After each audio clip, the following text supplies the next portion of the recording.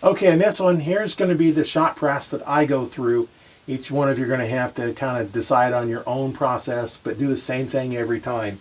So I normally have my bow sitting on my hip, or I've got a sling that fits in. I put my hand in the sling, drop it down with a little pressure on it.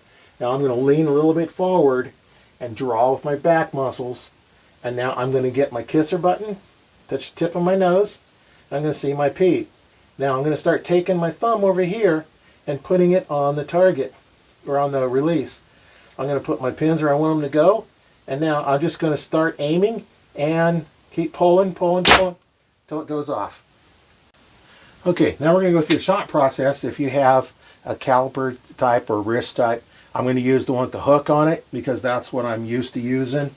And now I'm still going to go the same thing, the same process I did with the other one. I'm going to do both sides. I'm going to put my hand in here, put a little pressure on it. Now I'm going to lean forward with my finger behind the trigger, draw back, get my kisser button lined up, my nose lined up, and my front sight. I'm going to put my finger over here on top of it. Notice how it goes clear up to the southern knuckle here. My fingers are all relaxed.